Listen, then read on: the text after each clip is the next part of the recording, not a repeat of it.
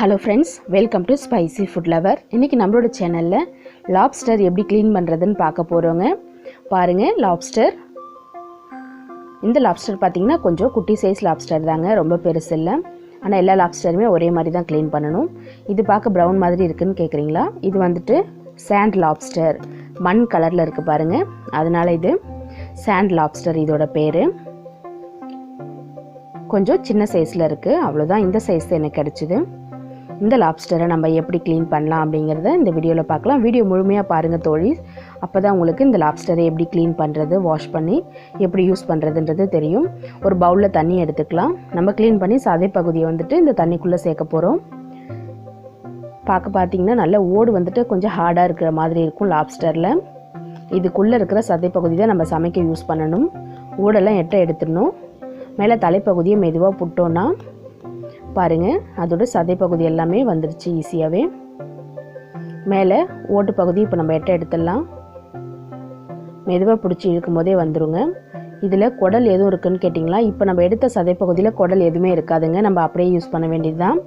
இதோட தலைக்குள்ளே தான் வந்துட்டு அந்த குடல் எல்லாம் இருக்கும். இதோ பாருங்கள், இதோட கழிவுகள்லாம் உள்ளே தான் இருக்கும். நம்ம எடுக்கும்போது அந்த வெள்ளையாக இருக்கிற சதை பகுதியை மட்டும் எடுத்துகிட்டு வந்துடுங்க ஈஸியாகவே. குடல் பகுதியெலாம் அதில் இருந்துடும். ஓட்டை எடுத்துகிட்டு தூக்கி போட்டுற வேண்டியது தான். அடுத்தது நான் உங்களுக்கு எடுத்து காமிக்கிறேன் பாருங்கள். உள்ளே வந்துட்டு அந்த குடல் எல்லாம் இருக்குது. அதனால தான் நம்ம தலைப்பகுதி அந்த ஓடை எல்லாத்தையுமே தூக்கி போட்டுடணும். உள்ளே அழுக்கு குடல் எல்லாம் இருக்குது பாருங்கள். கீழே வந்துட்டு உடல் பகுதி எடுக்கும்போது நம்ம லைட்டாக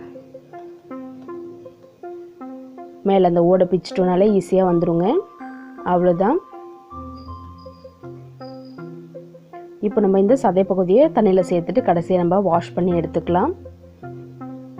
அடுத்ததாக பார்த்தீங்கன்னா சிசர் யூஸ் பண்ணியும் இதை நம்ம கட் பண்ணி எடுத்துக்கலாங்க. அடிப்பகுதி கொஞ்சம் சாஃப்டாக இருக்கும், அதனால் லைட்டாக சிசரால் கொஞ்சம் மட்டும் கட் பண்ணால் போதும். நம்ம தலையை திருகிற அளவுக்கு கட் பண்ணிவிட்டு அப்படி லைட்டாக ரொட்டேட் பண்ணோன்னா அந்த உடம்பு பகுதியும் தலைப்பகுதி ஈஸியாக வந்துடுங்க.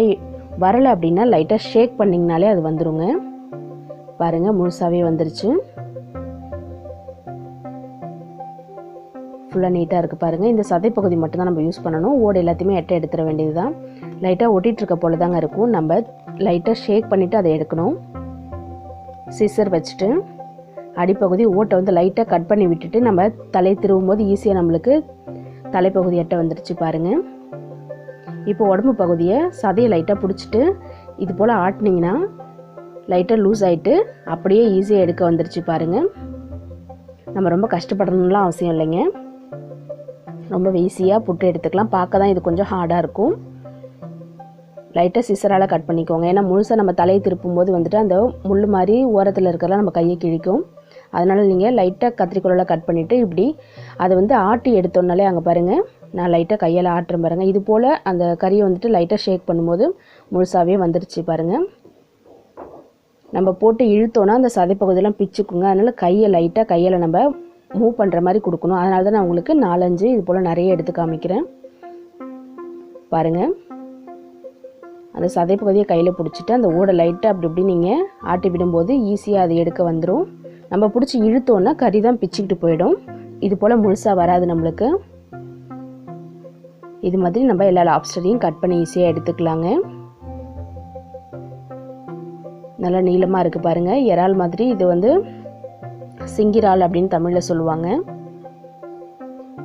அடிப்பகுதி பார்த்திங்கன்னா கொஞ்சம் சதையாக இருக்கிற மாதிரி இருக்கும். அந்த இடத்துல சிசரை லைட்டாக கட் பண்ணிங்கன்னா அந்த ஓடு நம்மளுக்கு இப்படி திருவுன உடனே ஈஸியாகவே வந்துடுங்க.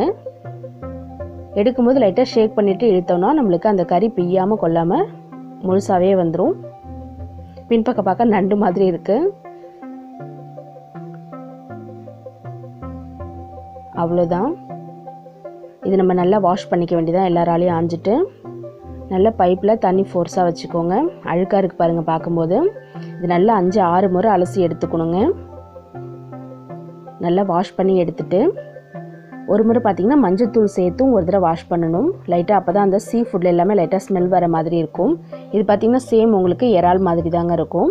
இது நம்ம சமைக்கிறதுக்கு பார்த்திங்கன்னா 2 அல்லது 3 பீசஸாக கட் பண்ணிக்கணும். ஏன்னா கொஞ்சம் நீட்டாக இருக்குது இல்லைங்களா? அதனால் நல்லா இது போல் தண்ணி அதிகமாக வச்சுட்டு வாஷ் பண்ணிவிட்டு அதில் சேர்த்துக்கோங்க. இதில் குடல் இருக்குன்னுலாம் பயப்படாதீங்க. இதில் குடல் எதுவுமே இருக்காதுங்க. இறாலில் இருக்கிற மாதிரிலாம் உள்ளுக்குள்ளே குடல் இருக்காது. நம்ம அந்த தலைப்பகுதியோடு புட்டு போடும்போது அது கூடவே குடல் எல்லாம் போயிடும். ஜஸ்ட் இதை மண் அது போல் எதுவும் இல்லாமல் நம்ம நல்லா வாஷ் பண்ணி ஒரு 5-6 முறை எடுத்துகிட்டு அடுத்து பார்த்திங்கன்னா இதில் ஒரு ஸ்பூன் அளவுக்கு மஞ்சள் தூள் சேர்த்துக்கோங்க. சேர்த்துட்டு மஞ்சள் தூள் போட்டு நல்லா ஒரு தடவை க்ளீன் பண்ணி எடுத்துக்கணுங்க. அப்போ தான் அந்த ஸ்மெல்ஸ் எதுவும் ரொம்ப வராது. ஏன்னா சீ ஃபுட் எல்லாத்துலேயுமே லைட்டாக ஸ்மெல் வரும் இல்லைங்களா, அந்த ஸ்மெல் போகிறதுக்கு நல்லா மஞ்சள் தூள் போட்டுட்டு நல்லா இது போல் வாஷ் பண்ணிவிட்டு திரும்ப ஒரு தடவை நம்ம தண்ணியில் வாஷ் பண்ணி எடுத்துக்கலாம்.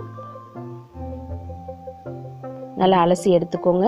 நல்லா அலசினதுக்கப்புறமா பார்த்திங்கன்னா சூப்பராகிடுங்க. நம்ம கட் பண்ணிவிட்டு நம்ம என்ன சமைக்கணுமோ சமைச்சிக்க வேண்டியது தான். நல்லா எல்லாத்தையுமே வாஷ் பண்ணி எடுத்துட்டு மஞ்சத்தூள் போட்டு வாஷ் பண்ணிட்டோம் இல்லைங்களா, திரும்ப ஒரு தடவை நல்லா வாஷ் பண்ணி நம்ம சமைக்கிறதுக்கு எடுத்து வச்சுக்கலாம். ஒரு 5லேருந்து 6 முறை நல்லா அலசினீங்கன்னா தான் நல்லா க்ளீனாக வருங்க. நான்வெஜ் எப்போதுமே நல்லா க்ளீன் பண்ணிட்டு தான் சமைக்கணும். ஃபுல்லாக எல்லாத்தையுமே க்ளீன் பண்ணி எடுத்துக்கோங்க. பாருங்கள், வாஷ் பண்ணி எடுத்தாச்சு.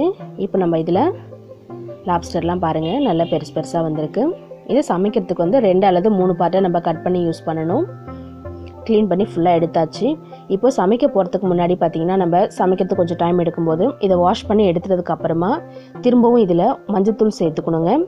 ஒரு 1/2 ஸ்பூன் அளவு மஞ்சத்தூள் சேர்த்துட்டு நல்லா ஒரு தடவை கலந்து அதுக்கப்புறமா நீங்கள் மூடி வச்சிட்டிங்கன்னா சமைக்கிற வரைக்கும் இது அப்படியே இருக்கும். நல்லா இது போல் மஞ்சத்தூள் சேர்த்து மிக்ஸ் பண்ணி வச்சுருங்க. நீங்கள் சமைக்க போகிறதுக்கு முன்னாடி எடுத்துகிட்டு கட் பண்ணிவிட்டு நீங்கள் சமைக்கிறதுக்கு யூஸ் பண்ண வேண்டியது தாங்க, அவ்வளோதான். இதே மாதிரி முழு வீடியோ பார்த்துட்டு கண்டிப்பாக எல்லாருமே பாதி பார்த்துட்டு ட்ரை பண்ணாதீங்க, ஃபுல்லாக பார்த்துட்டு அதுக்கப்புறமா சமைக்கிறதுக்கு யூஸ் பண்ணுங்கள். இப்போது வந்து லாப்ஸ்டர் சமைக்கிறதுக்கு ரெடி ஆகிடுச்சு. இந்த பெரிய பெரிய பீஸ் எல்லாத்தையுமே 2 அல்லது 3 பார்ட்டாக நம்ம கட் பண்ணி சமைச்சிக்க வேண்டியது தாங்க. இந்த வீடியோ உங்களுக்கு பிடிச்சிருந்ததுன்னா லைக் பண்ணுங்கள், ஷேர் பண்ணுங்கள். மறக்காமல் நம்மளுடைய ஸ்பைசி ஃபுட் லவர் சேனலை சப்ஸ்கிரைப் பண்ணிவிட்டு பாருங்கள் ஃப்ரெண்ட்ஸ். உங்களுக்கு வேறு எதுவும் வீடியோ வேணும்னா நீங்கள் கண்டிப்பாக கமெண்ட் செக்ஷனில் போடுங்க, நான் கண்டிப்பாக ட்ரை பண்ணுறேன் உங்களுக்கு செஞ்சு உடனே விடுறதுக்கு.